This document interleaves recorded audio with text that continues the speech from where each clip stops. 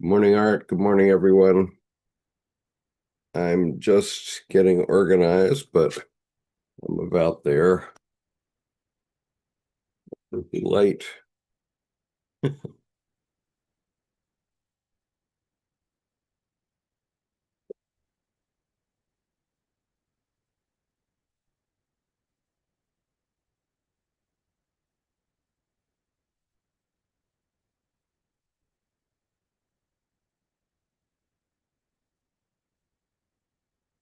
Okay, good morning, everyone. Sorry to be a little bit klutzy this morning. Um, Let me get this organized so that I have the right thing on my screen. Um,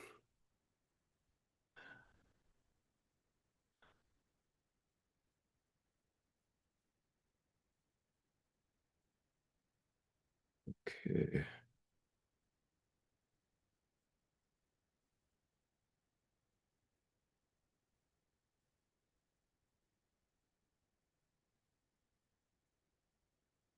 Okay.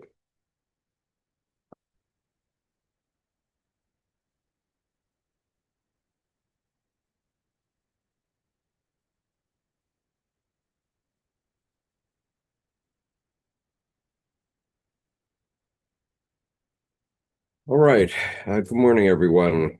Today I'm reading from Jung's Red Book for Our Time, Searching for Soul Under Postmodern Conditions, edited by Murray Stein and Thomas Arst. And this is the last essay in this volume. This is volume 2 of 5 volumes. So I will have to select something for next week. I'm not sure it will be volume 3. I need to find volume 3 in my move. So I don't promise it will be a volume 3, but I'll begin talking and then we'll come back. And also, I apparently created a setting just now that I do not want. And so that is causing me not to be able to see uh, the YouTube chat, but I think I'll be all right if I just play with it a little bit. Okay, uh, Dreaming the Red Book Forward, Onward. I'm sorry, Dreaming the Red Book Onward. What do the dead seek today? By Al Collins. A troop of Anabaptists dead rang Carl Jung's doorbell in January 1916, disrupting the family's Sunday routine, to demand his help in finding answers to spiritual questions they had pursued fruitlessly in Jerusalem. Their need had outlasted their lives and persisted even now in their posthumous states. These dead were convinced that Carl Jung, um, quote, has what we desire, not your blood, but your light. Like Christine, like Christine Millard and others, Elaine Molchanoff and I have argued that Jung's dead represented not only spirits of the recently deceased, of this of the sort he was intensely uh, sorry, I'm gonna have to fiddle with my eyeglasses today. It seems I need a little bit more light on my book.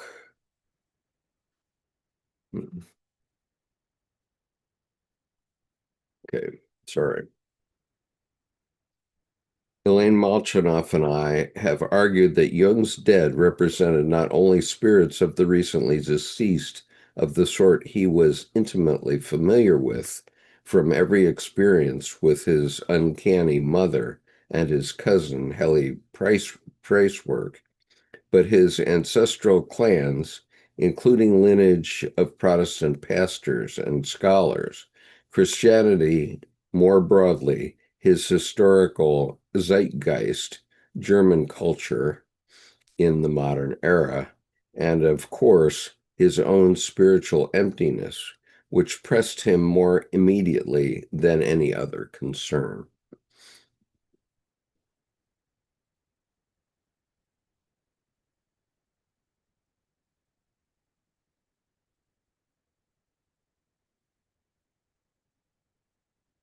The quest for his soul had preoccupied Jung at least since 1913, had come to enough resolution by this time that he could speak of it to others.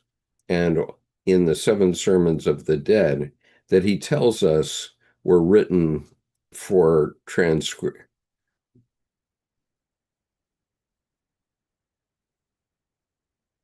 I'm sorry, I'm going to have to do without my spectacles in order to see this.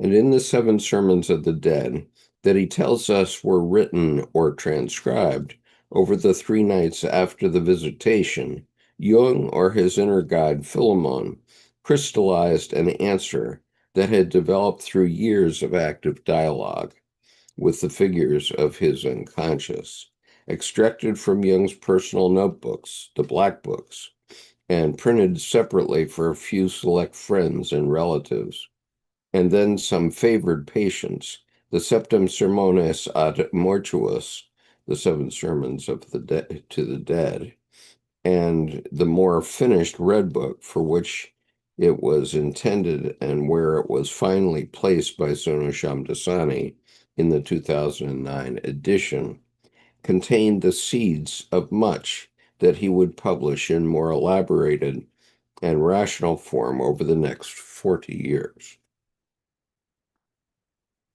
But what exactly it was that the dead and their culture needed from Jung, and whether they found it in the sermons, is a deep, complex, and subtle question.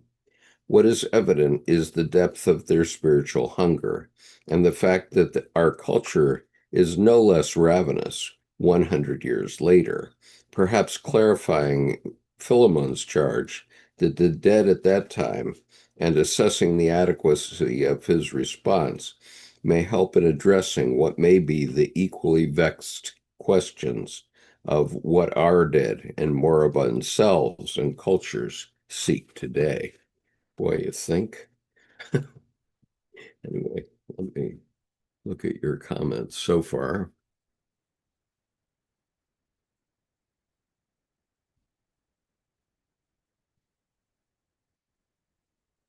Okay. Good morning, Kathy. Good morning, Sherry and Tara, Bill and Art. Good morning. Okay. So we are moving on. And if you have comments, please put them in the YouTube channel or join me here. Either one is fine. All right. Christine Millard has demonstrated convincingly that what Jung called in a Black Book note his intensive unconscious relation to India in the Red Book is responsible for much of the cosmogony and anthropology of the Seven Sermons. The fundamental principle of the pleroma, a primordial fullness that is also empty, she finds to have roots in the early Indian concept of Brahman and somewhat later Samkhya psychomaterial principle of Prakriti.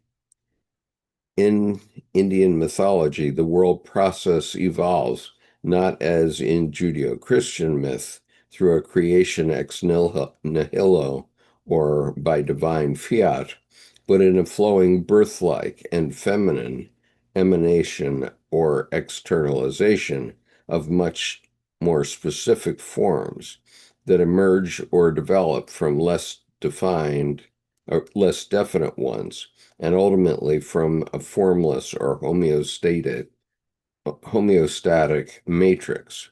Motivating this dynamic transformative process of the natural and psychological worlds is a principle of egoity or I-ness, ahamkara, that in turn evolves from a certain distraction of or impulse in the potentially sharp capacity for insight called buddhi. Strikingly similar to the ahamkara in the sermons, the pleroma is endowed with a principium individuationis, or inherent tendency to develop in a process that is like birth into more specific forms that organize through opposition and complementarity around the sense of being a self or essence. Maillard sees this individuation aspect of the pleroma reflected in Jung's other works from about the same time, and finds it to be at the heart of his mature psychology, the tendency to become oneself, a being partly differentiated from the pleroma, is balanced by the compensatory and equally fundamental truth of continuing to rest in the pleroma, later called the collective unconscious, and drawing sustenance from it. Participation mystique, the anthropologist Levi Bruhl's term that Jung later adopted for the fact of always having one foot still in the magic pool from which we are stepping out, must be honored, but also resisted as the person struggles to assert her unique I am and I am this ness. Jung, in his Red Book, sorry, my eyeglass issue.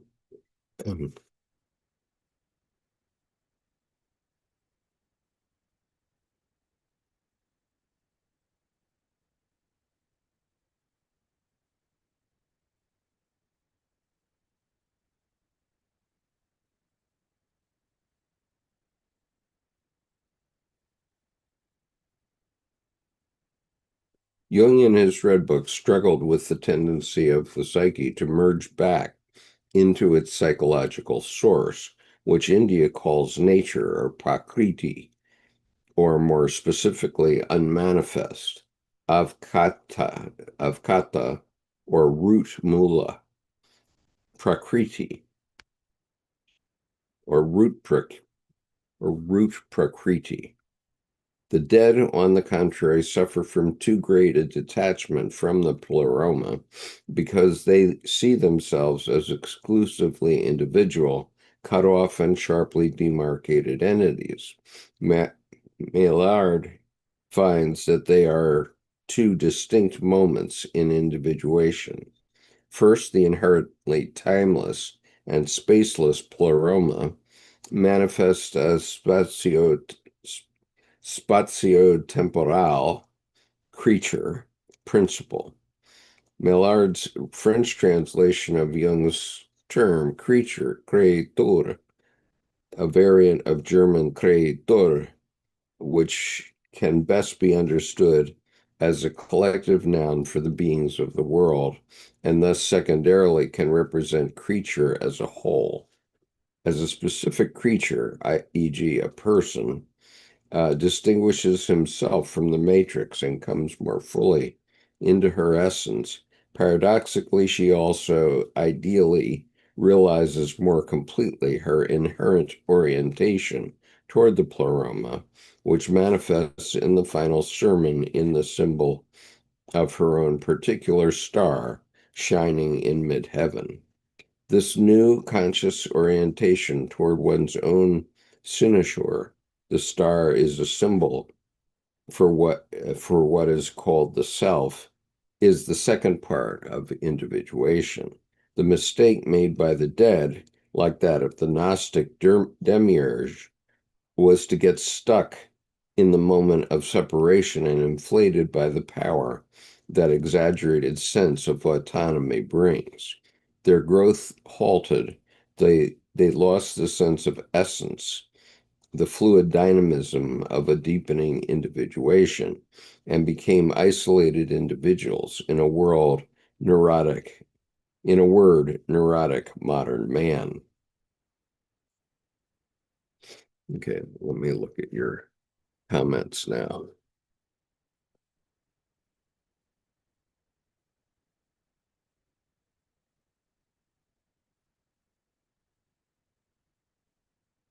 Okay, nothing yet.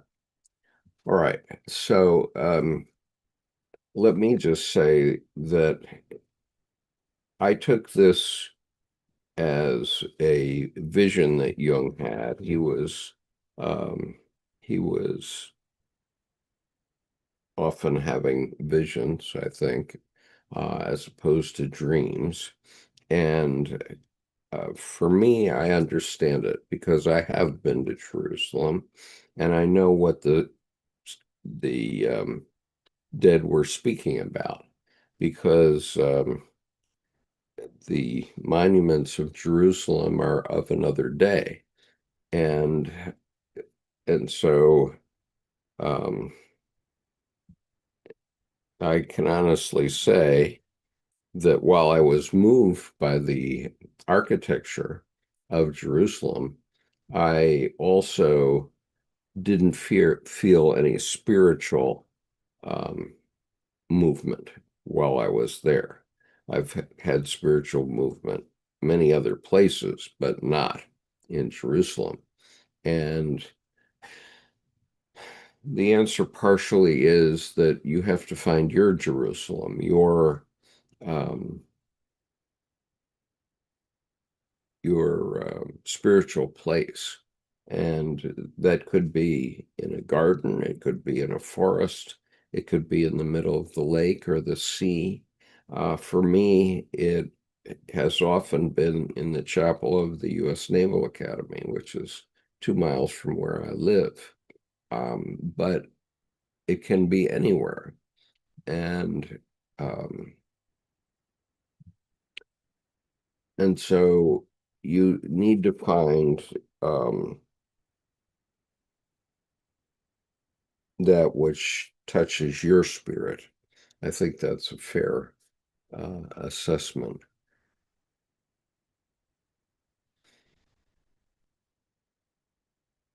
Okay. All right. So I'm going to read on, lacking other comments here.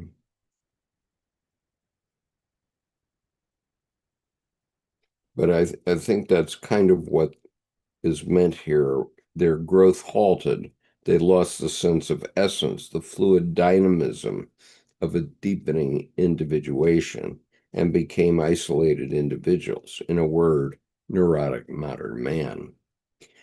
The recognition that one is not ultimately a closed off particle of consciousness, but rather an open door or portal, a zone of transition between personal selfhood and the internal infinity of the pleroma, constitutes a main part of what Jung, or his guru personality, Philemon, teaches to the dead, paralleling the individuation of persons as the dead understood themselves, their monotheistic patriarchal God, likely, I'm sorry, their patriarchal God likewise holds himself aloof and therefore must also be reconceived in terms of the more feminine and porous pleroma. How far do these alterations in perspective answer the dead's questions about life and God, and thus quench their doubts? The seven sermons is at first sight do not tell us much about how the dead responded to Philemon's teachings, except at the end they are finally able to ascend and pass away like smoke in the air above the shepherd's fire. But the figure of Jung himself, Philemon, Philemon's interlocutor, me in the dialogue set between the sermons, stands in for the dead, extends their questioning, and pushes Philemon for further answers. Recognition that the dead represent the whole of pre-World War I Western culture as it thrusts forward into Jung's kitchen and psyche helps to understand Philemon's response both to the dead and to Jung, and to follow the thread of their questioning. It's as it evolved in post-war culture and into our own time 100 years later. The Seven Sermons represents a visionary attempt to integrate the psychological work of the previous 3 years recorded in the earlier parts of the Red Book, Liber Primus and Liber Secundus. Jung has gone far on his journey beyond and beneath the spirit of his time, and is now ready to share the fruits of his journey with his fellows. For him, the sermons are in part an effort to teach what he has learned, to tell it in the form of a myth for his time, and to try on the role of guru to his culture. On the other hand, he had to be careful not to identify too closely with the wise man or guru archetype that Philemon symbolizes in the sermons. This he did first by not putting the material out in completely public form as a work of art or a prophetic text. Rather, circulation was limited to a tight circle of his family and several select colleagues, especially Tony Wolff, who was both colleague and, in a way, family, and a few patients. Second, the Red Book text does not touch on Jung's personal life, as it does in the Memories, Dreams, Reflections frame story, which the dead literally crowd through his door to demand answers and upset his young family. Jung later tells us that the text began to flow out of me, and in the course of 3 evenings, the thing was written. Apparently, he was caught up in a state of participation mystique, but gained distance from his text as he fitted into the evolving Red Book. In the preliminary form of the Black Books, where 6 of the 7 sessions of discourse between Philemon and the dead are separated by reflective dialogues between Philemon and Jung, but what was the myth that the 7 sermons, and by extension the Red Book as a whole, told, and what was the cultural question that it addressed? Most importantly, did it successfully answer that question?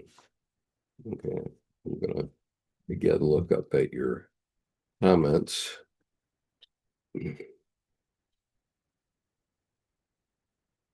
Okay, all right. So reading on, just a moment. Okay, reading on.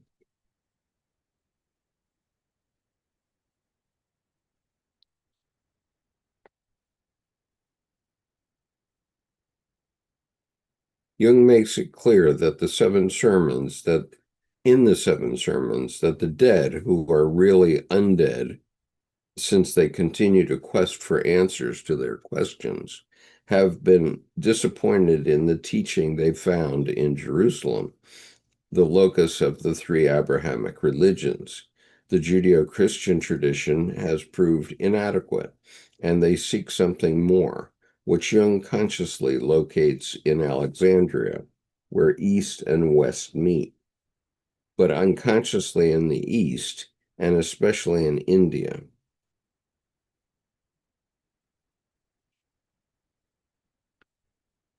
Somehow the dead are drawn to Jung, as if by unconscious attraction, sensing that in him there may be found an answer to their quest. What is it that they miss in the Abrahamic religions, and what do they seek? The sketch of the teaching of the seven sermons.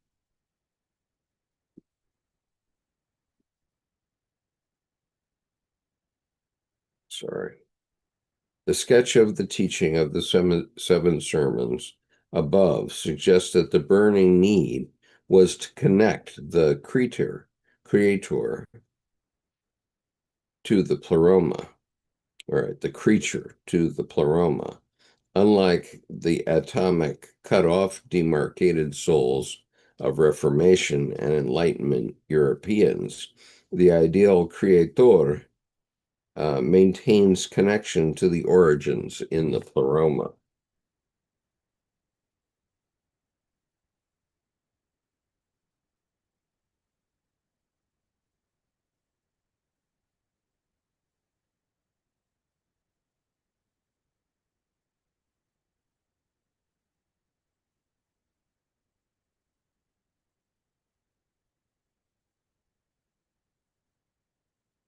Unlike the atomic cut-off demarcated souls of the Reformation, unlike the cut-off demarcated souls of the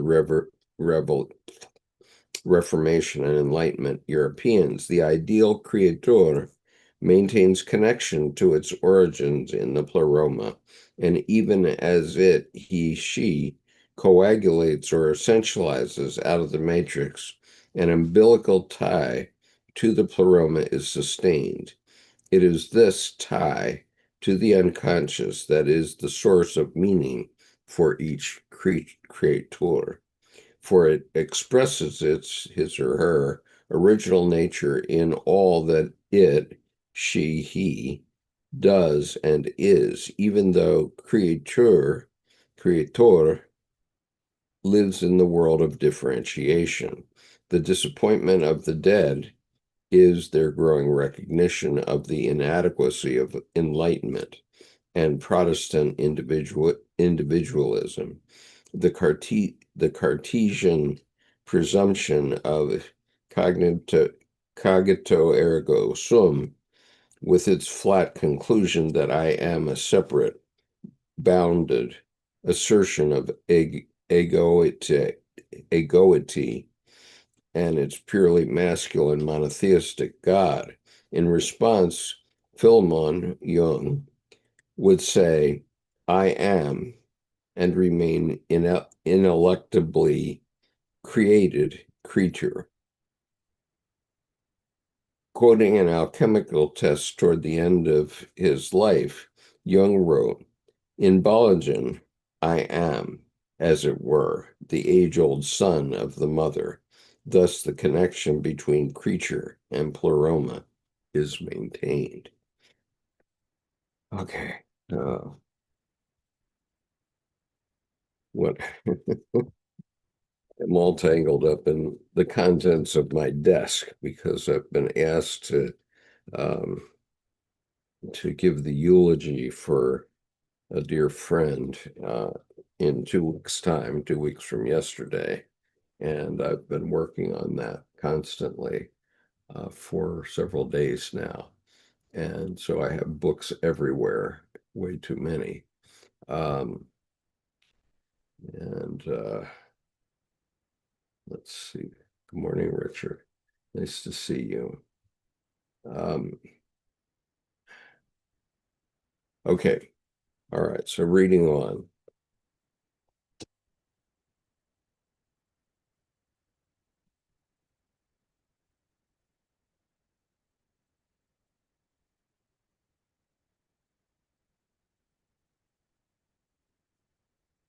In the seven sermons, a key difference between the individualistic way of relating to God and the way the creature relates to the pleroma is expressed in the theme, repeated several times,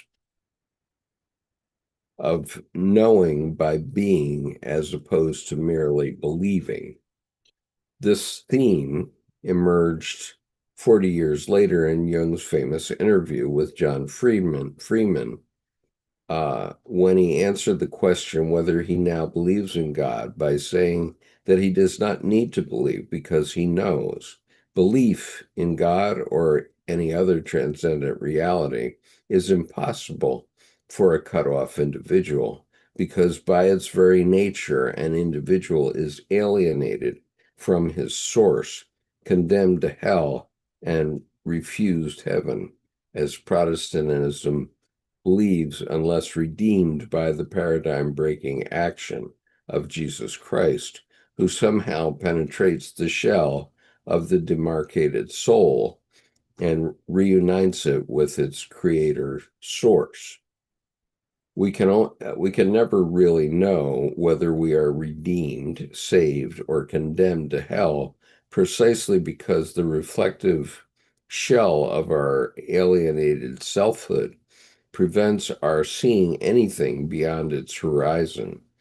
In discussing with Philemon the contents of the first Sermon of the Dead, Jung asks, "But do you, O wise Philemon, believe what you teach?"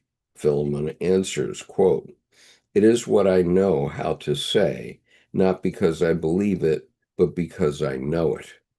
Should I teach a belief to those, the dead, who have discarded belief? I am certain these things are as I say. These things are as I know them, since my knowledge is precisely these things themselves." Okay, some difficult concepts to get your mind around. I already feeling it blanking my mind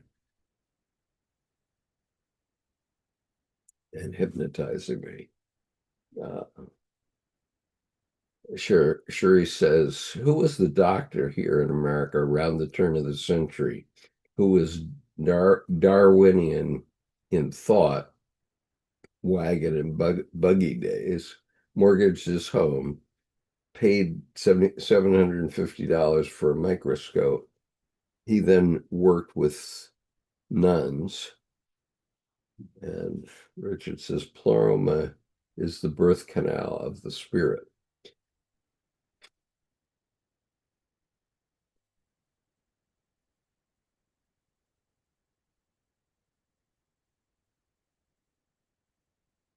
So, Sheree, I do not know the answer to your question. I don't know who this doctor was. Um, you might ask this question to active imagination or to artificial intelligence. It's funny that artificial intelligence and active imagination have the same first initials, so it could be. uh,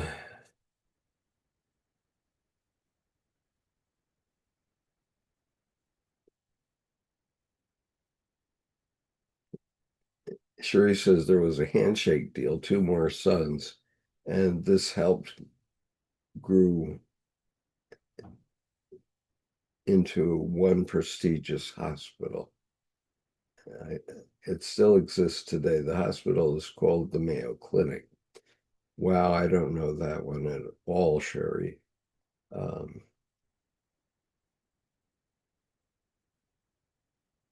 but I have been to the Mayo Clinic, and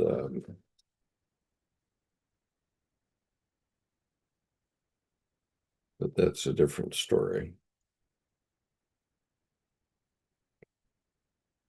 Philemon had expressed the things he both knew and was as follows. Not your thinking, but your essence is differentiation. Therefore, you must not strive for what you conceive as distinctiveness, but for your own essence. You must come to what we are, what we think we know about what we think we know about ourselves, especially our distinctiveness, individuality, is secondary. This expresses the whole point of Jung's individuation as as opposed to individualism.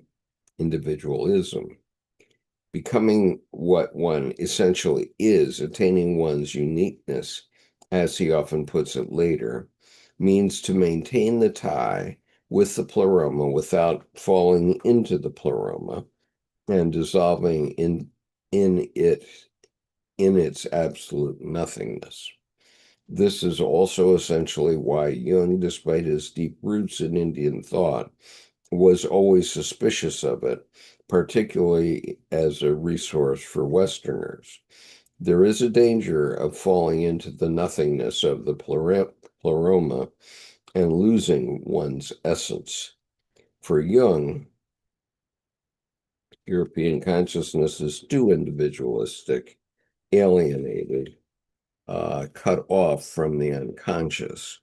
Indian consciousness, while aware of the need for a place in the middle, is not too of nirvana position.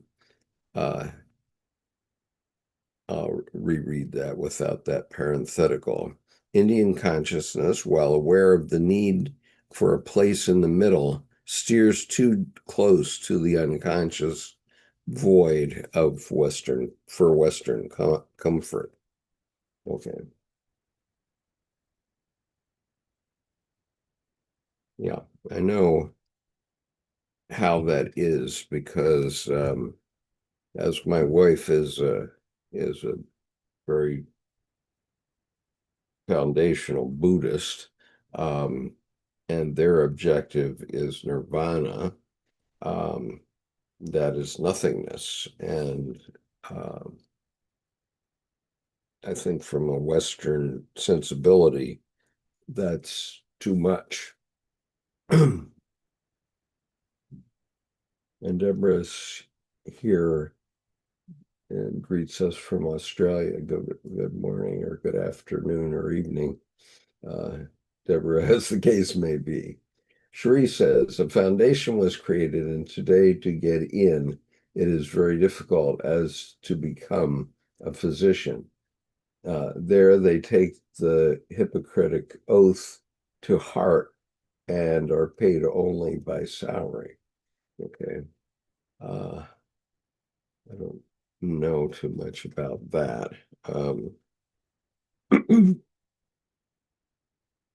And I'm not sure of the context you mean. And Therese says America needs health care. Yes, we do need health care. We don't need health insurance per se. Okay.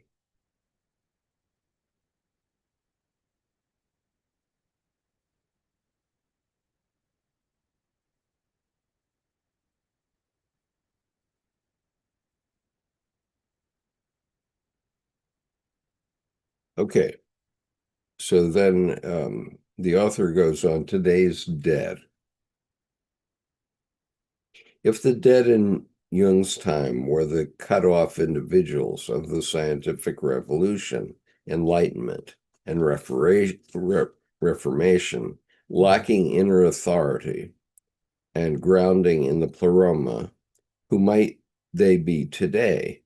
Pursuing the idea of the pleroma as prakriti, I will suggest that a culture shift took place after and partly as a result of the Great War, which led, we're talking about World War One now, which led to Jung dropping his Red Book and moving toward the question of spirit and psyche in matter.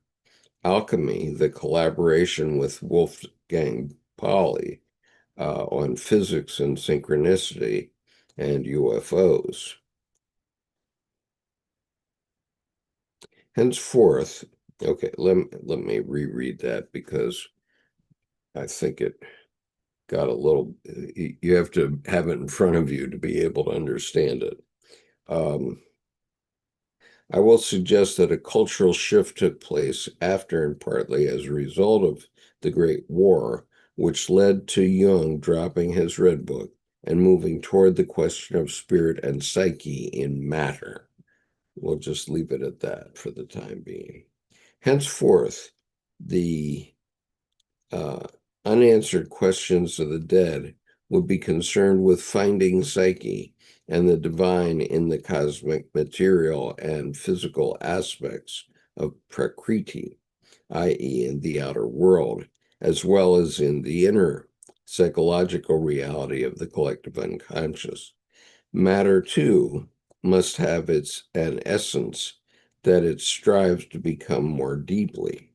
Today we seek a divinity in nature and a narrative of our life in physical matter that will complement and extend individuation. The shift of selfhood from the ego to the inner self must now include a discovery of selfhood in the world of matter.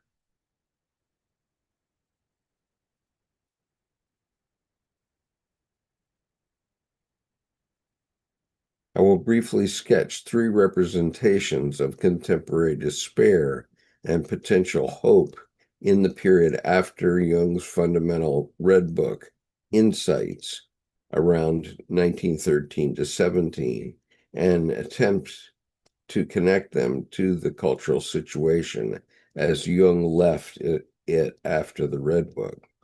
These will be one, T.S. Eliot's lethargic and sexually inert post war urban dwellers in the wasteland, resisting the efforts of April to breed our lilacs out of the dead land, and loveless strangers in the underrated film Dark City, and the endearingly lost Theodore Twombly of the more recent film, Her. Binding these three outwardly disparate cultural products together is the quest of psychologically dead or moribund humans for new life. Ooh.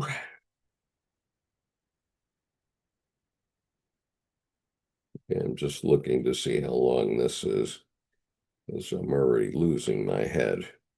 Okay, not too bad, but still, um, really could use one of you to join me to discuss. Uh,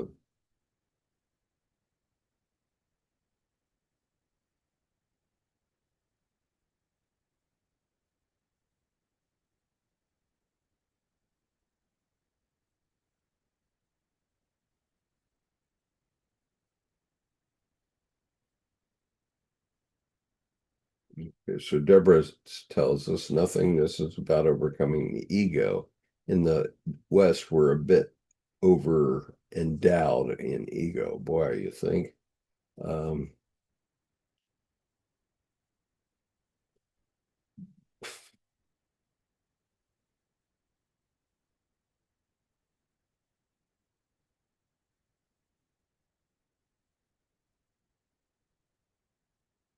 Shuri recommends the novels of Hermann Hesse, and I like those novels very much. I've even done sessions about Siddhartha, I think. Um,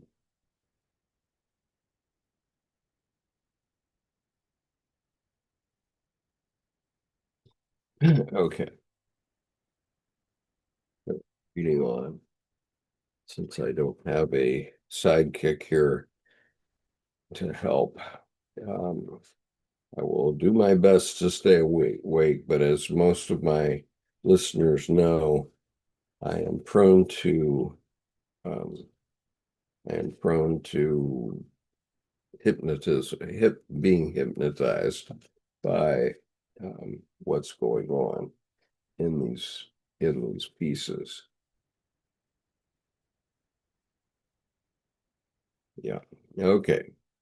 So um, I've marked this page 372 in volume two of Jung's Red Book for Our Time.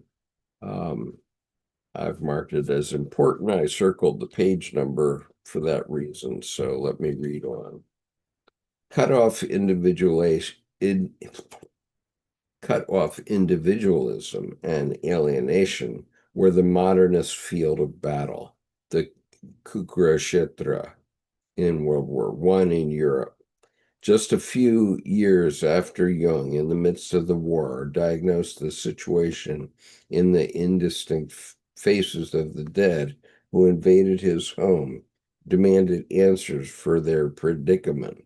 T.S. Eliot, in the war's aftermath, imagined a now abandoned battlefield, Ypres or Passchendaele,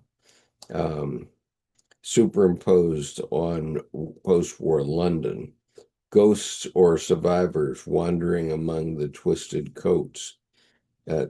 roots and branches of blasted trees and garbage-strewn riverbanks, but stirred in spite of themselves to seek in the torn dirt and muck for a new life.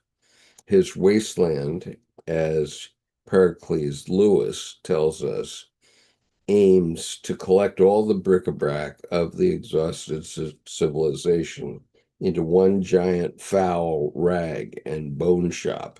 Its inner resources depleted, the post-war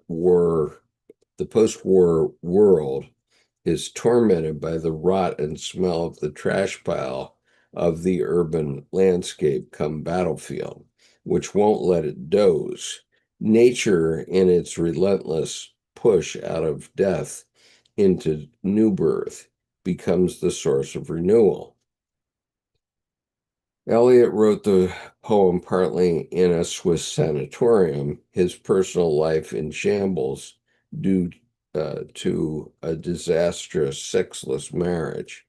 The agony of being stirred to new life, sexuality, and fruitfulness begins with cruel April breeding lilacs out of the dead land, and ends a few months later with thunder booming off the Himalayas, announcing the monsoon with the repeated Sanskrit syllable da, commanding us to show mercy, control yourself. Eliot mines the trash heap of history as W.B. Yeats stirred the foul rag and bone shop of the heart like a compost heap for nutrients to fertilize the soil of poetry. And the work leads, if we are lucky, to the awful daring of a moment's surrender and to new vital energies that contact the urban individual of the earth. But such moments as when a woman drew her long black hair out tight and fiddled whisper names on those strings are rare. Much of the verse answers, quote, unreal city under the brown bag of the winter dawn, strange synthetic perfumes, rape, the abortion, bad taste, and the rattle of bones, and the chuckle spread from ear to ear. Eliot evokes the modern multitude undone by spiritual death who flow over London Bridge in the brown fog, mouthing what shall be tomorrow, what shall be ever done. Spiritual. Uh, Eliot evokes the urban multitude undone by spiritual death who flow over London Bridge in the brown fog, mouthing, quote, what shall we do tomorrow? What shall we ever do? Unquote. Only to be confronted by the publicans, hurry up, please, it's time. The poem zones in and out restlessly, requesting for relief like a lens seeking focus between the systole of a rat dragging its slim belly on the bank and the diastole of the sweet Thames run softly till I end my song. Okay. I'm going to stop for a moment.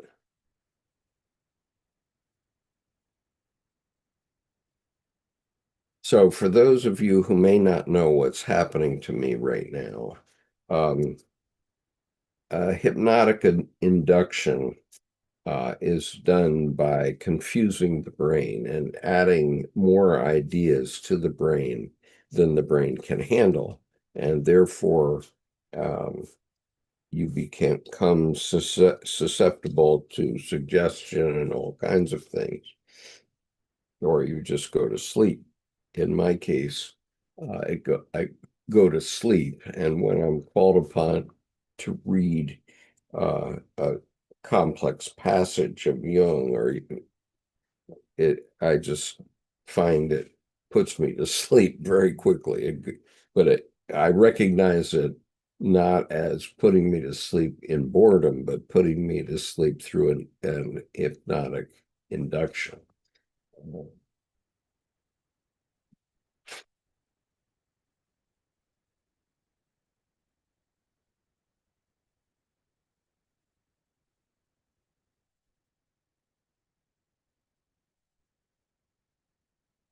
And Richard relates to this very well. Kathy says the language in this book and the style it's written in is agonizing for me to listen to. It's unwell, I presume, unwelcome. Um,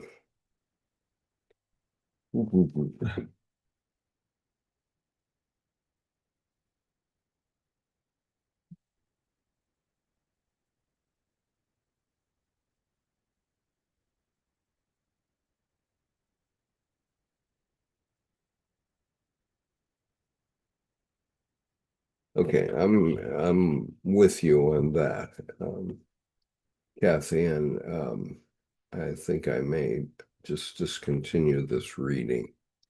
Uh, and let's see.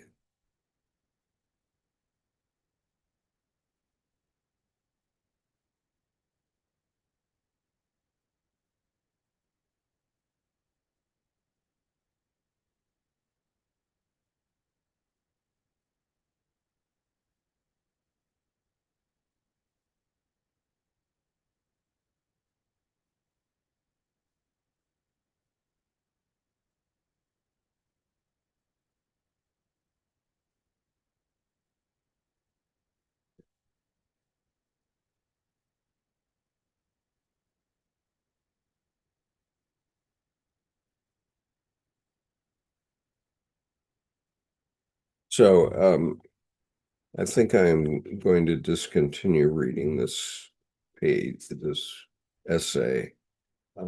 It's too difficult for me too. Um, and I'm going to come up with something else here. Um,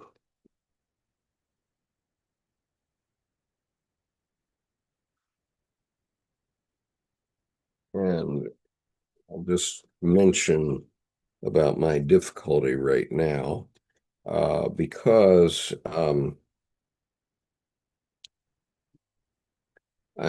was called upon to um, give a eulogy come sermon about a friend of mine, and he was born Danish. He was born in Denmark, as were his two sons later, after he married an American wife and moved back to Denmark for 5 years. Then he came back to the U.S. again. Um, and so I've been wrestling with how to do this eulogy. And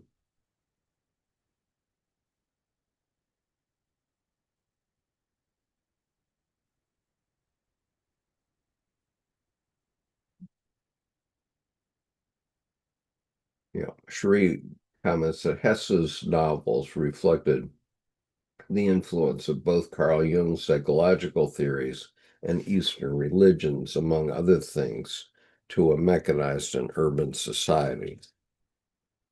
So let me try to help you understand what my dilemma is. My dilemma is that while the Danes are their national religion is to be Lutheran. Um, most of them are very much like Americans. We aren't churchgoers for the most part. There are among us some fundamentalists or people that believe strongly in the community of church, but a lot of us don't go to church. I don't go to church. And my friend was was like that. And uh, and so when I'm called to give a eulogy and a sermon, I find it difficult. But I do recognize that Jung did put us in touch with certain aspects of religion that are worth our time and effort. And so, what a couple of the things I've done, and I'm not going to you do this on the day, but I depend on synchronicity. And and when I was asked to do this, considering the ambivalence about religion, uh, I looked to three synchronicities which occurred. And one thing was that I was pushed by my unconscious for some reason, which I did not know, to order a new Bible, which I did. And so I received this new King James version of the Bible. Um, and it's it's actually quite a beautifully bound book. Um, and it came about 4 hours after I was invited to do this eulogy come sermon. So that told me that I was going to do something about religion, that I had to do something about religion. And when I looked in the back of the book, I found that the typeface had been developed in Aarhus, Denmark, which happens to be the place that my friend and his wife lived for 5 years and where their two sons were born. Um, yeah, let's see what you folks have to say.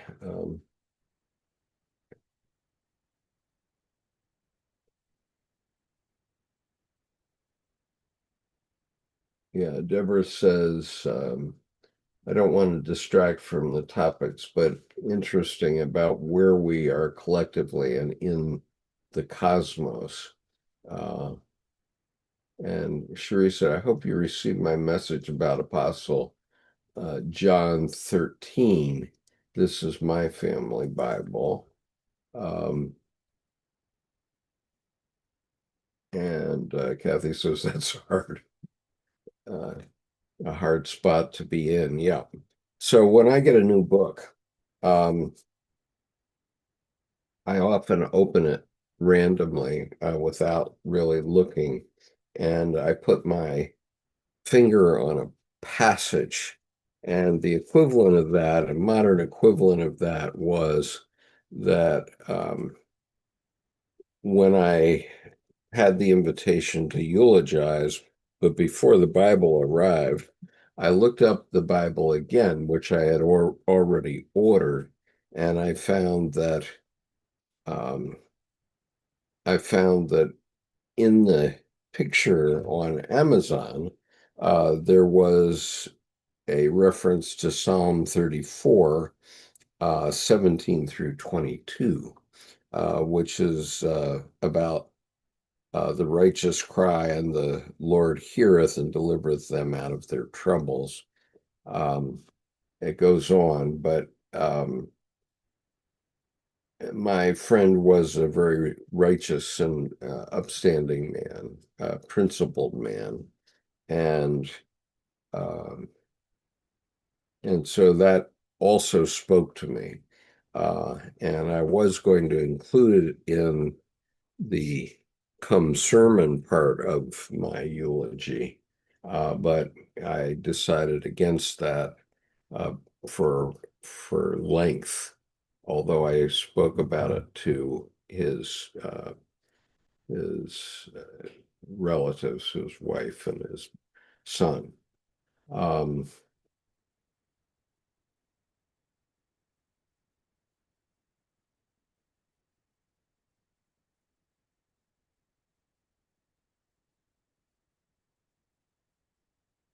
and Cherie says the Beatitudes are very meaningful in Matthew, and um,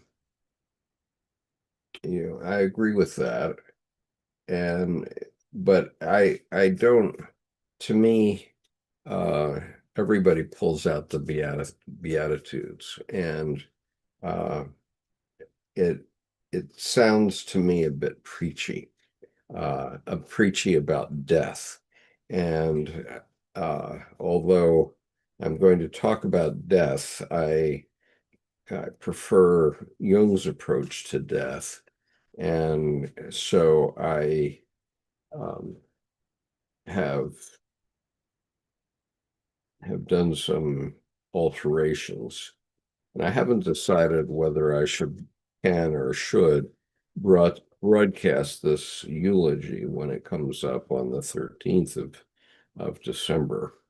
Um,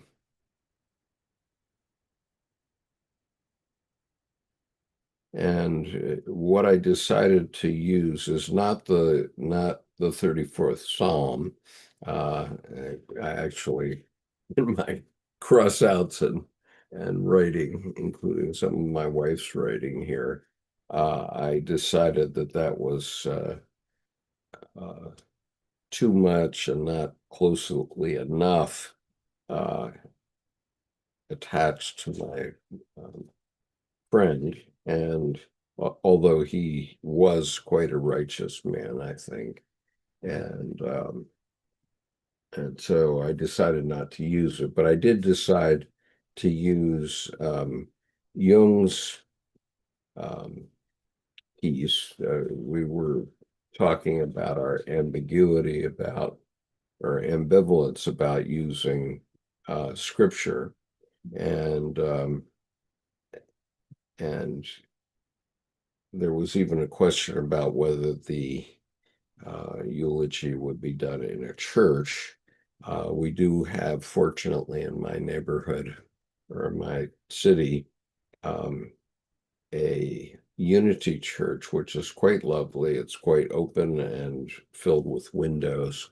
And you will know it if you have listened to my talk from 6 years ago entitled Finding the Living God. And that is on this YouTube channel. You can easily find it.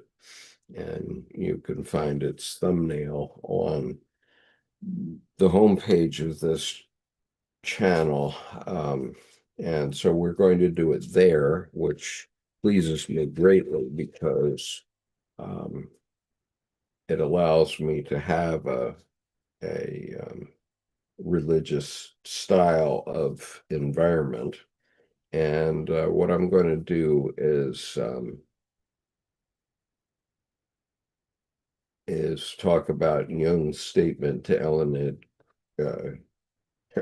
Hatchnick, which was in a letter, one of his collected letters, uh, in which he said that probably our um, here, specifically what he said was uh, humanity's relation to God probably must undergo a certain important change. Instead of propitiating praise to an unpredictable king or the child's prayer to a loving father, the responsible living and fulfilling of the divine will in us will be our form of worship and of God and interaction with God. His goodness means grace and light, and his dark side, the terrible temptation to power. Um, and my friend certainly was, he certainly exemplified goodness and light through his life. And so I'm going to be doing that. Um,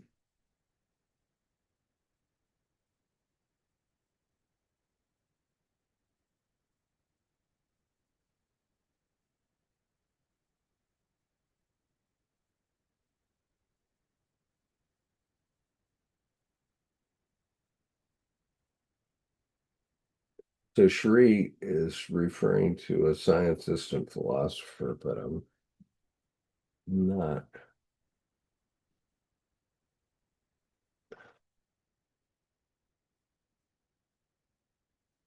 I'm not sure who you're talking about, Cherie, when you say that. She says scientist and philosopher um, and spiritual teacher from 1865 to 1951, lectured widely for tapping the realm of infinite power that surrounds the Sermon on the Mount.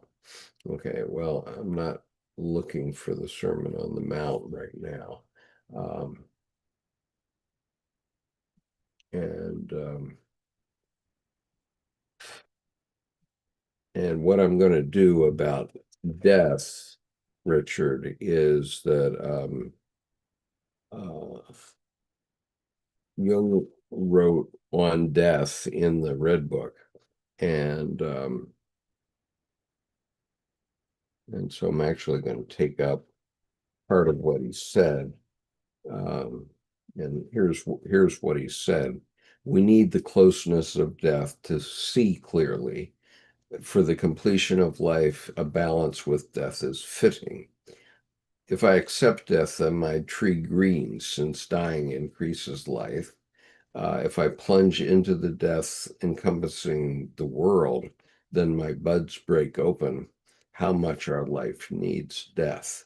I'm actually going to cross out the last couple of sentences there and just say we need the closest of death to see clearly.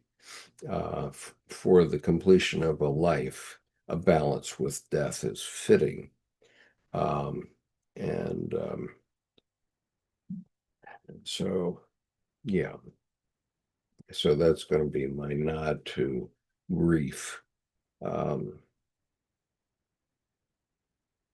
and anyway, so I've been working hard on this all weekend. My mind is kind of besotted by it, but maybe I can um, maybe I can go back to this reading now.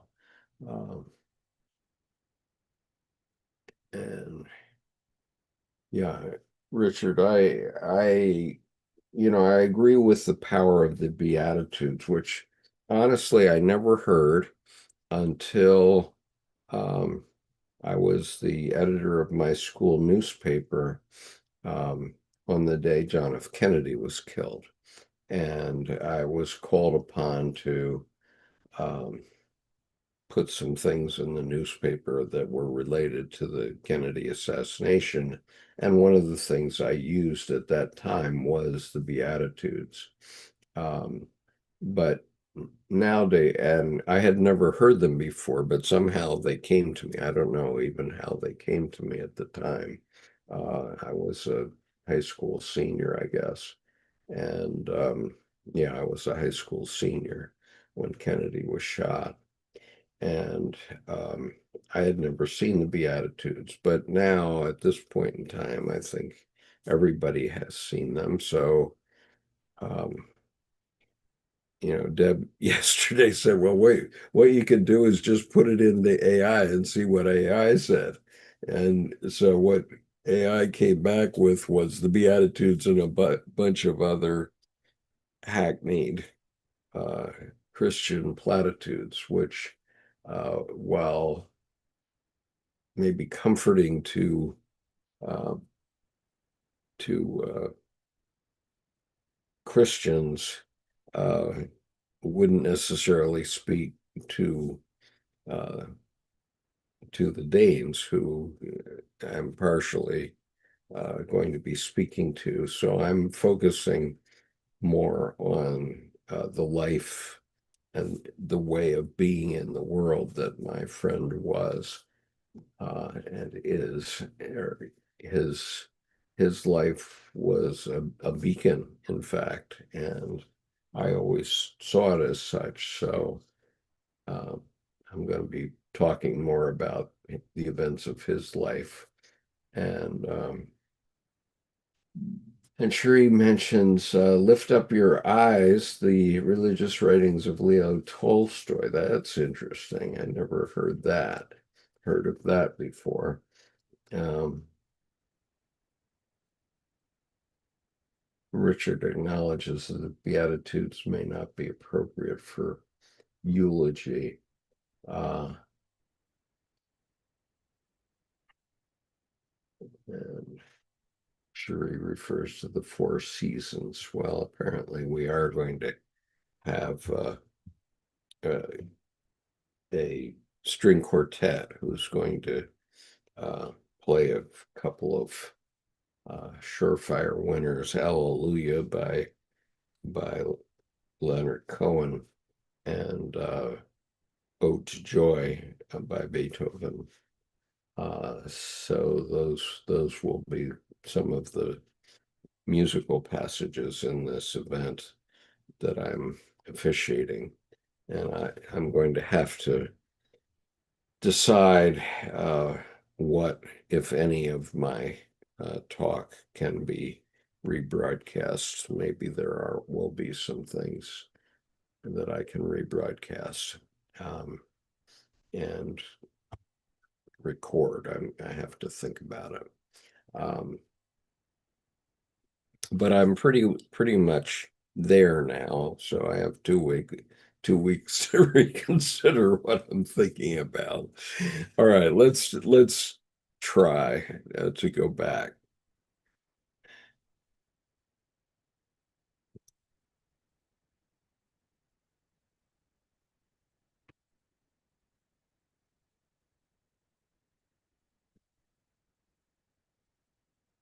Um, yeah, there's some um, interesting synchronicities here. Okay, what do we find in our question? What do the dead seek today? In Dark City and Her, I believe that the answer is provided in a line from another film. This one not science fiction, although solidly in the tradition of fantasy. In Anneli's Life of Pi, the eponymous Indian boy with his family in the family zoo, literally the animals filled the hold of a freighter, were capsized in a storm en route to a new life in Canada. Cast adrift in a lifeboat, Pi imagines himself engaged in a series of spiritual adventures with animals from the zoo, most notably a Bengal tiger named Richard Parker, leading to the realization that God is the better story when contrasted with the world of actual terror, murder, and cannibalism that he has experienced in the lifeboat, which only flashes back once in the film as a traumatic memory. He lives a cosmological and cosmogonic story in a new world of discovery on the high seas, better than the old one where we infer he endured intolerable and unthinkable trauma. In Dark City, the better story is that John and Emma, interesting synchronicity there, will build a life for themselves together in Shell Beach. Ironically, this may be the very story that morally ambiguous strangers would have hoped unknowingly their human guinea pigs would make out of their mediated world. In her, Theodore and his ex-wife, we see them reluctantly signing divorce papers, are left at the film's end to rewrite their story, much as Theodore did professionally for the uh, literarily challenged husband who sought out his corporation's services in the film's first few minutes. I believe that a transcendence embodying better story is what the dead, namely we ourselves, seek today. The realization that uh, humans ineluctably demand and literally cannot give up their stories is poignantly expressed in a recent New Yorker profile on the materialist philosopher Daniel Dennett, who has spent his 40-year career trying to demonstrate that consciousness and the soul are brain processes and nothing more. Dennett recognizes that human intuitions do not see things that way, and even more tellingly, he cannot quite see them that way himself. He candidly tells the author of the profile that he's tried over the years to imagine a material soul, and though he sometimes seems to get close, he has never quite achieved the imaginative realization of what he believes to be the true state of affairs. I take Dennett's quest to find the material basis of the spiritual to be quixotic and probably impossible at any rate. It is flatly opposed to what the dead of our time including perhaps Dennett himself, seek. We are looking for stories that find spirit and consciousness at the root of matters, cosmologies with the heart and soul of symbols that Donald Winnicott called transitional and Jung transcendent. We do, as Dennett believes, seek a material soul, but with the accent on soul rather than material. Prakash Desai and I described Winnicott's take on this soulful world. Quote, here's Winnicott. Winnicott considers the child's treatment of objects such as teddy bears as being alive and responsive to his needs to be an early stage in the ability to create a transitional realm of culture. Art and religion are the highest forms found in this transitional area, and it is here that the same sense of self is most secure. In other words, there are stories that are neither true nor false that we do not believe but know and in knowing live out with our essential selves. It is clear that stories of this kind will have a hard time, but will be even more essential in a world of positive facticity where reduction of the imagination to material brain processes is deemed the best story we can hope for. Levi Strauss once said that anthropologists are condemned not to believe myths because it is their job to study them. Many religion scholars would agree with this assessment, though it remains one of the most active areas of dispute in the field. And the issue is far from settled. If I am right about the ineluctable demands of the dead, the question will be settled over time, either by our knowing and dialoguing with the essential spirit in nature, or if we fail to recognize matter's soul, by the gradual wearing away and ultimate demise of the human species. Okay, here's the issue in with religion in general. At the time of the Enlightenment, what the Enlightenment was actually an endarkenment because people like Copernicus and Galileo started to say that, you know, the sun isn't God, and that the earth is not the center of the universe, and things of this sort. And that disrupted a lot of people's attitude toward the divine. So here's where all of this falls away. The Enlightenment is all rational.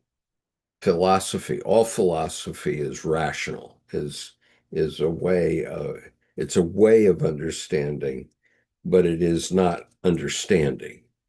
And so when you read a philosopher, okay, you've got his ideas, but unless his ideas are aha, um, you haven't got it. On the other hand, there's the irrational, which the rationalists want to ride out of the system, and which Dr. Jung turned his back on when he started to write the Red Book, and he kept his back turned to it for the rest of his life, and because by the age of 37 or so, when he started writing the Red Book, um, he knew everything about Christianity. His father and seven uncles were all Swiss Reformed pastors. And so he knew what he knew. Um, and he saw that philosophizing wasn't getting him anywhere. And so what you have to appreciate if you're going to be on this channel, if you're going to listen to me and listen to this channel, is that it's not about logic. It's not about the rational. This is the distinction between Freud and Jung. Okay, Freud was a reductionist who wanted to have a rational explanation for everything, and Jung didn't. He didn't have a rational explanation for what for his visions, for what he was writing in the Red Book, for what he wrote for the next 40 years. He had no rational explanation for them, but he had to do them. He just felt that that was his call. And what he found in the process, I with my tongue in cheek, I say that, Nietzsche proclaimed that God is dead, uh, having, seen what the Enlightenment had done to Europe. And Jung came along in the next generation and found the living God, where the living God lives, and how the living God goes about doing the work of the Godhead. And uh, that's what I know, and it's on the irrational side. So if there's somebody mansplaining to you what God is or where God is, um, then probably they're wrong. Which goes back to the old Buddhist saying. There's one in Deuteronomy as well, which I found one time, but I'm not going to look for now. But which says, if you see the Buddha coming toward you on the road, kill him. And it doesn't mean physically kill him. It means um, anybody who says that they are the Buddha or represent the Buddha is by definition not doing that. And so um, we must find for ourselves what's in our own heart. And I find in around death particularly that that death death is sort of inconsequential. That um, there is continuing life. My brother and my parents live in me. They're in a part of my heart, and so I know that they're there, and they have not changed at all uh, since they were alive. They haven't changed in my life, and so I know that um, there is life everlasting, and indeed we are the manifestation of that life.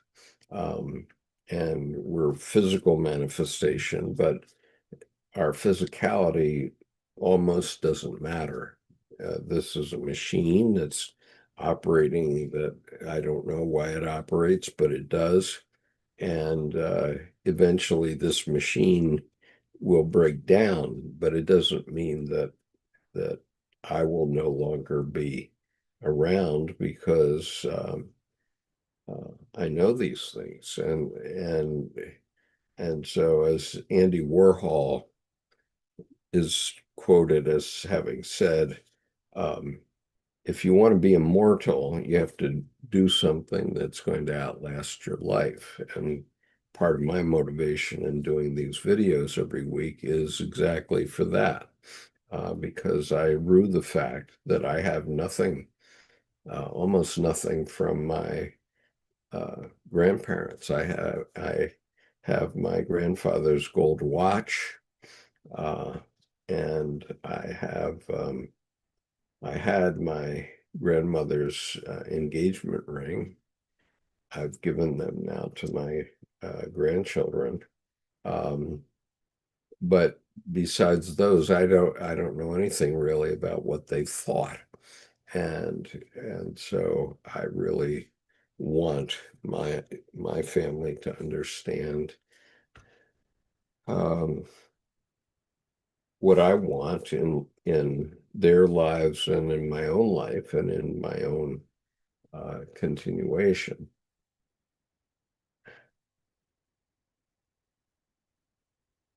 And Cherie says Andy Warhol and Bob Dylan did not get along. Okay. Uh, I sort of I had a hot and cold relationship with Bob Dylan, but finally I decided, wow, I'll go see Bob Dylan. And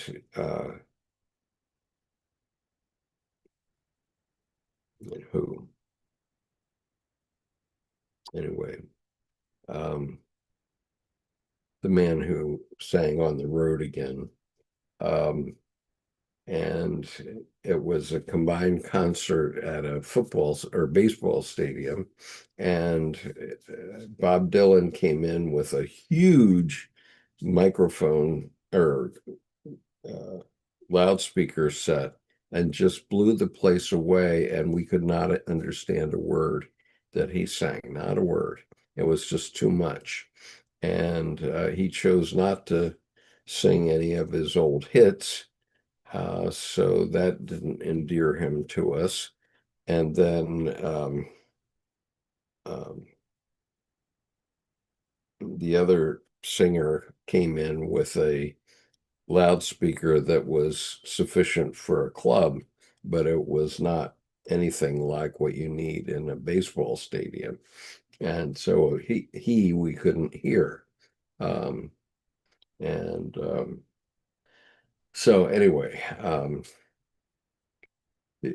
we create these people, these notable people in our heads of something much more than what they are or should be to us. And uh, anyway, I saw a Nobel Prize winner once.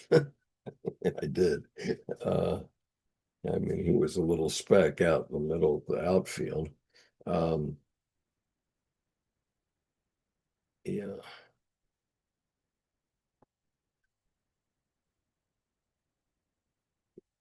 So anyway, okay.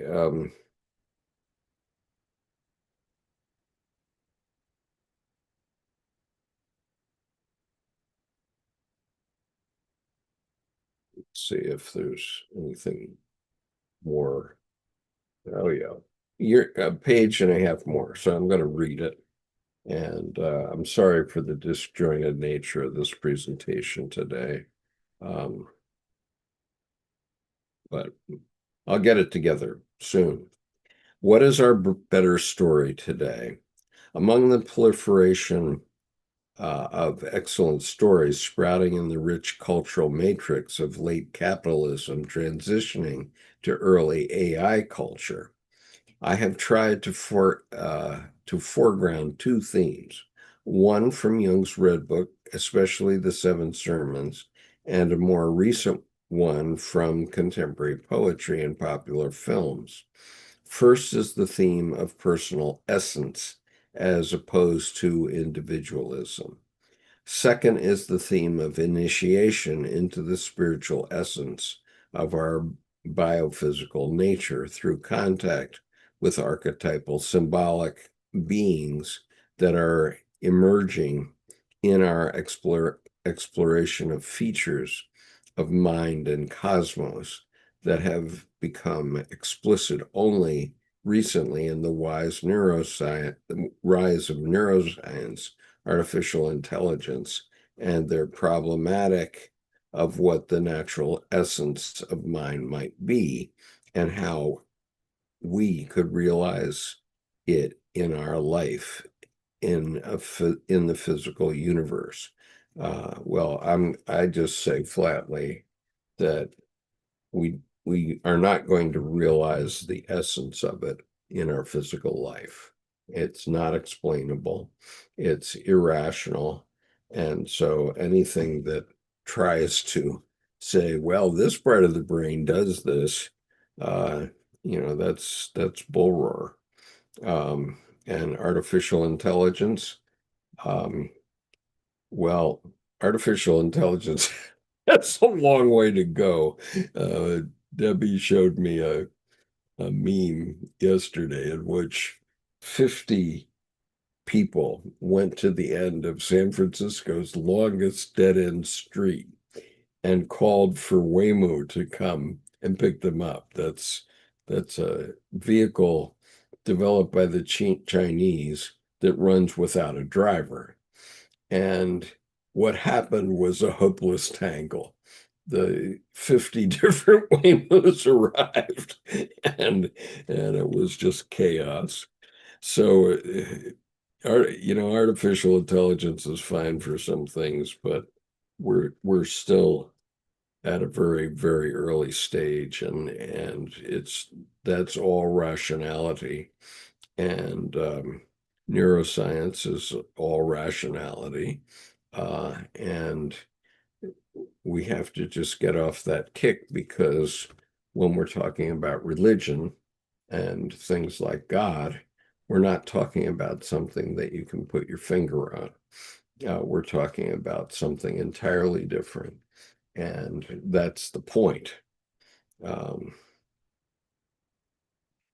So Jeffrey Kripal and Victoria Nelson have been pioneers in studying this realm, which Jung called the unus mundus, as Whitley Strieber has lived it in practice, but teenagers playing video games and studying code, and all of us who attend the sorts of science fiction movies discussed above, or are terrified by global warming and the heat death of the universe, equally are involved in the writing of the new cosmological story for which our culture quests. The heart of that nascent story must be the invention and or discovery of a new interlocutor for humans, a teacher or guru from the world of physical matter. No, I don't agree with that. Um, we're not going to get a teacher or guru from the world of physical matter that's going to be able to finally tell us about God or what religions are. whom ironically we may have created or sought out to show us what we are, but what we are, but not know about both ourselves and the cosmos, of which we increasingly find that we are a crucial part. Cut off individualism and materialistic cosmology are part of the same inauthenticity. Amen. The same retreat from living ourselves boldly out into the unus mundus without belief or doubt. The myth of the future will be a joint venture of physical, biological, and electrical consciousness leading, in in the words of Cripple and Stryber, to a supernatural life. Um, he, he says physical, biological, and electrical. Sorry, that that's not a natural life, no matter what. And yet, it may be too easy to leave things here. As Victoria Nelson has shown, the divinization of simulacra, always aiming implicitly at the divinization of the human, has been a long task and one fraught with fear and trembling. If it is still so, even the most optimistic of the sci-fi films we have noted, Her and Arrival, leave us with a profound doubt about the outcome of our life with machines and their cosmic realm. Our one crude way to put the question would be to ask whether we will recognize conscious kinship in the machine and the physical world of which it is a part, or will it mechanize us and render us wholly incalculable? This is, of course, the same question that lies at the root of much modern philosophy and art. Um, Jung's reaction to the appearance in 1947 of flying saucers can help us here. More than anyone else for many years, Jung saw that UFOs were not just a projection of our technological fantasies of the future or literal realities, whether benign or hostile, but a symbol of how an imagined future technology might open up once more the world of the unconscious that he had spent his life exploring. There is no difference in essence between Philemon and the Greys who abducted Whitley Strieber and initiated him into the possibility of seeing beyond the steel cage of materialism. Jung saw flying saucers as symbols of the self, and this, I think, is what we are still laboring to do in what we should recognize as the tradition of science fiction, which continues very old and widespread occult and spiritual lineages, as Nelson and Cripple have shown. But now it is a cosmic selfhood we have we are playing with in our nascent mythology as we send tendencies of the tentacles of the imagination into the immensity of these spaces that we are now finding to embody outwardly the same unconscious forces that Jung found within. Okay, so um,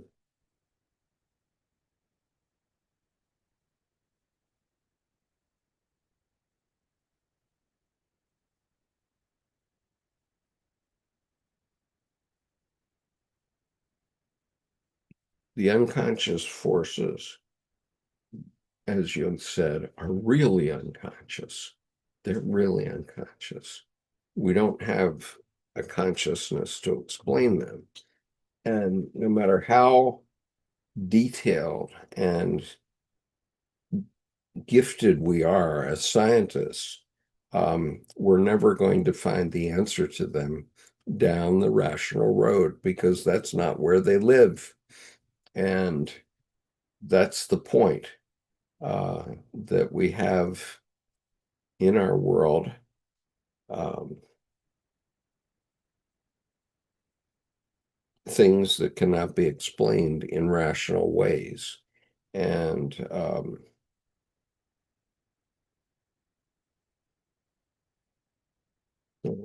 that's really it. I don't have anything more to say on it. Um,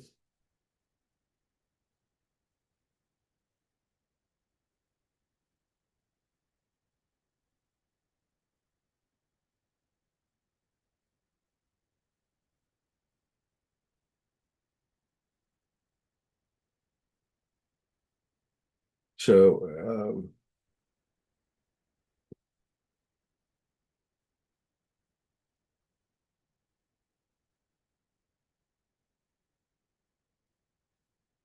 so Sharice's death was their strange existence people who were attached to Andy. Okay.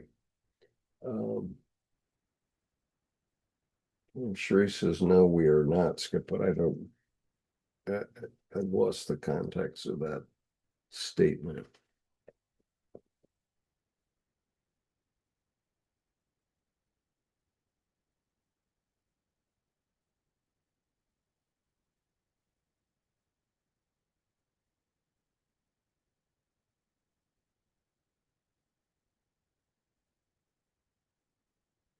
Okay.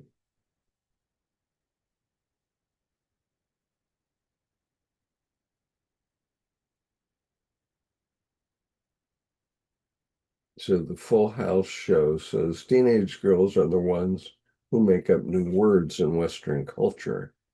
Uh, and Richard says the God of the Jews was totally irrational until he was born in human flesh as Christ and experienced the flesh firsthand. Uh, and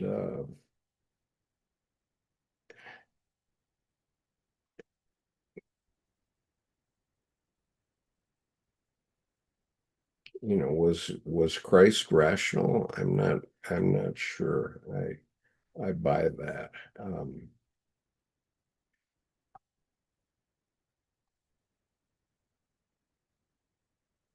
Let's see.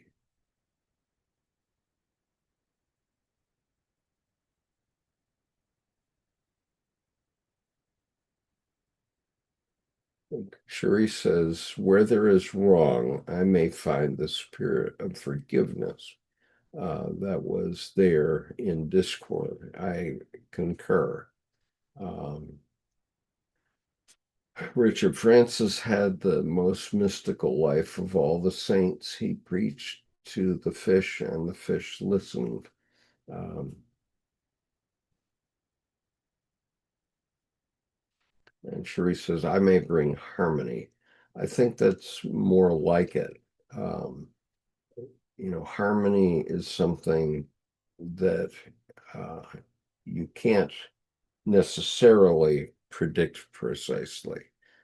Harmony, you know it when you see it, but it isn't something that you can actually define precisely, I think. Um,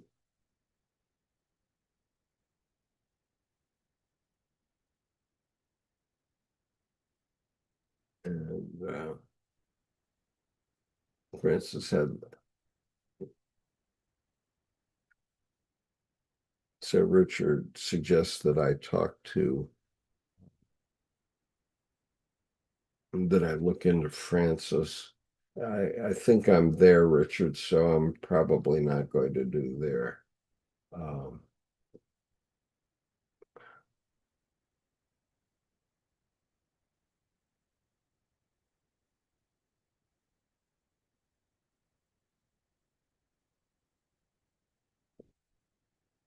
so okay.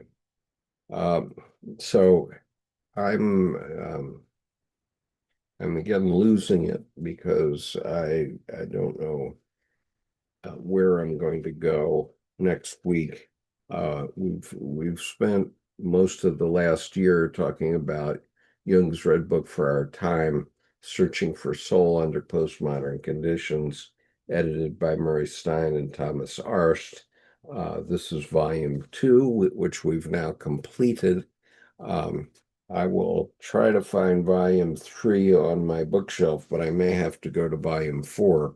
I know that one of these volumes I've misplaced, and so I'm not sure which one I'm going to go to next week.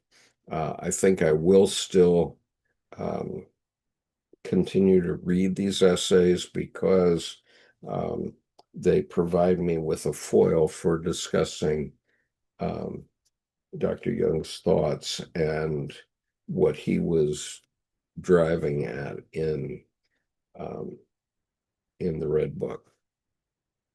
I hope I haven't offended anyone today. I'm not trying to offend. I'm only trying to point out that Jung was talking about the irrational, and the the thing that upsets everybody so much is that um, the belief in God is irrational. Okay, and the knowing of God is irrational, comes from the irrational side of the equation. And so, um, however you get there, whether you be Hindu, Jain, or Muslim, or Abrahamic, one of the Abrahamic religions, or Buddhist, however you get there, it's always going to be irrational.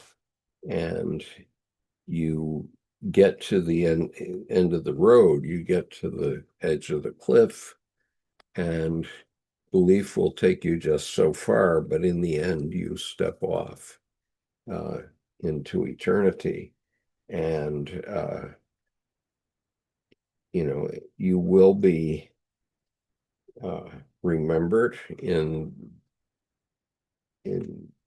everything that you do. You create ripples in your life wherever you go. I mean, even if I don't know about Richard and Cherie about whether they have children or not, for example, um, but it it makes no difference because the essence of them has come through this chat on YouTube, and it has influenced some of the things I say and some of the things that others say, and that has meaning. Um, and but in the end, each of us has to take it in, whatever it is, and decide what it means to us. And the epiphany I finally had was that all these wars, religious wars that we've had over the centuries, um, have been a waste of time because they're they're fighting about my way or the highway, and they haven't really grokked what religion is about, what God is about, and um, and that's a shame that so many people have lost their lives for such unimportant reasons. But now we can wake up. We can wake up from that fever dream and say, okay, I am not, I am not going to go down this road because I know that it's a rational road. And in the end, it will take me not to the answer. Okay. The answer has to be in your own heart. That's where it is. And so, and it won't be rational. It won't be because of anything anybody puts on a book or anything I say. It will be what it is for you. And I can't say what that is. You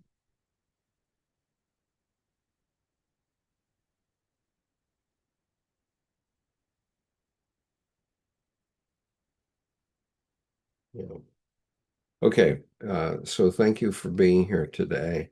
I'm sorry that I went off the rails a little bit in the middle of this session. I guess I found that I disagreed with some of the things said in the last essay.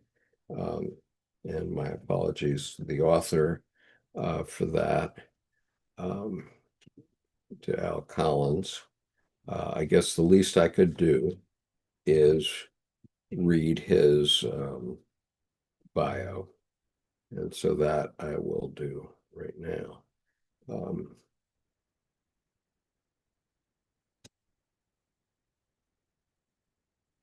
just a second. Yep, it's Al Collins. So Al Collins, PhD, is a graduate of the University of Chicago, BA 1965, and the University of Texas at Austin, PhD in Indian Studies, and then a PhD in clinical psychology in 1981. He has taught at Pacifica Graduate Institute, Alaska Pacific University, Northwestern University, and the Union Institute. He was formerly a core faculty member in East-West psychology at the California Institute of Integral Studies. Al has recently edited with Elaine Molchanoff an issue of Spring Journal on Jung in India. His work on cross-cultural depth psychology has been presented in over 40 conference papers and published in many journals, book chapters, and the volume Father Son, Self-Psychology of the Archetypal Masculine. Al has lectured internationally on the archetype of the guru and is developing a critical theory of culture, the better story. Okay, so apologies to Al Collins if I've offended you, sir. Uh, I Now that I see that you went to the University of Chicago, I'm not surprised by your dependence on the rational side of things. Um, I My MBA was from the quote unquote Chicago school that was um, 15 courses in statistics by different names, but it's I think that that while it taught me to think and it had value to me, uh, it didn't really direct me to any answers. And I never did a regression analysis after I left business school. And I created a public company at one point. So um, I don't think that that's necessarily the only way to go. I think we have to understand people. Um, Sheree says, today is the last time I saw my only son. He was here at home at the farm. He left with a spoon of Campbell's soup on January 3rd. He was murdered. My third breakdown. Wow. Okay, today is the anniversary, I presume. Um,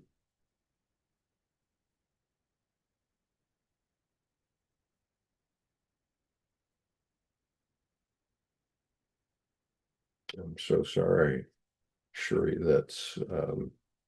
That's a terrible loss. And one of the things that's um, in my eulogy is about how my friend lost a son, and I have to point back to wisdom and a, a verse from the Bible that Tim Holmes brought to my attention, um, because my friend lost a son. I lost a brother. I saw my parents, how they felt about losing a son, my brother. And and so this passage from Ecclesiastes helped me some, and I'm going to use it in the eulogy. Um,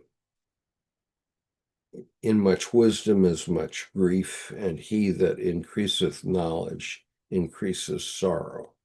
And that's Ecclesiastes 1:18. Um, and I'm we can only be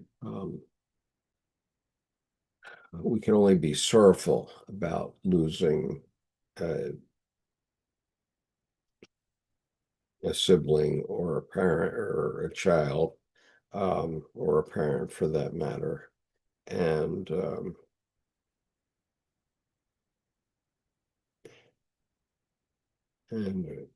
all we can do is bleed. That's all we can do. Um,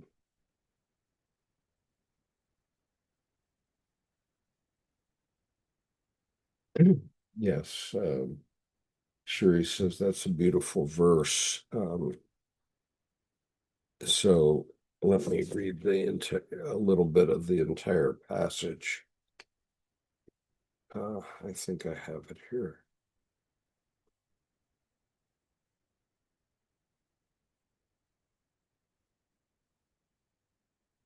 It's on vexation of spirit, uh, Ecclesiastes 14 through 18, Ecclesiastes 1, 14 through 18.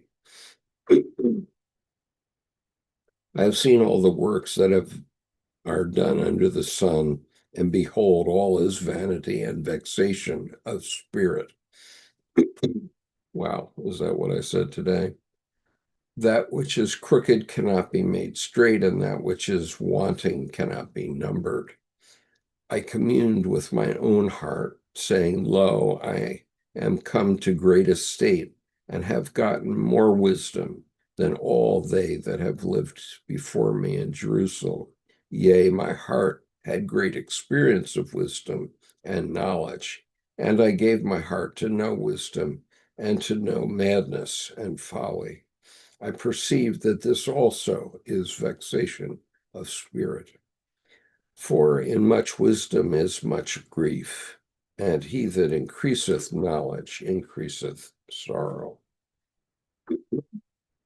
So the, the profundity of the pre-Christian Jews who wrote Ecclesiastes more than 2,000 years ago. Um,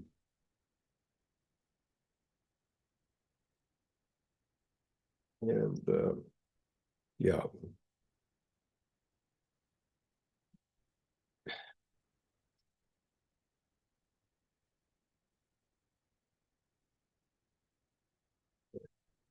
anyway, okay, I'm going to wish you all goodbye, and I'm going to move on to cleaning up my eulogy.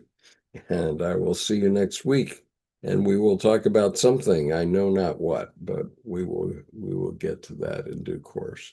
I'll see you next week, and please do join us on the advanced reading group. If you don't have the link and you want it, I'm going to send you. I'm going to send my email addresses right there. You can write to me, and I will send you the link for the advanced reading group.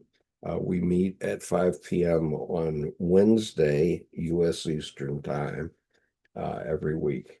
And right now we're analyzing Women Who Run with the Wolves. And tomorrow, or I'm sorry, on Wednesday, we will begin analyzing Vasilisa the Wise, which offered the template for the novel that I wrote in 1993.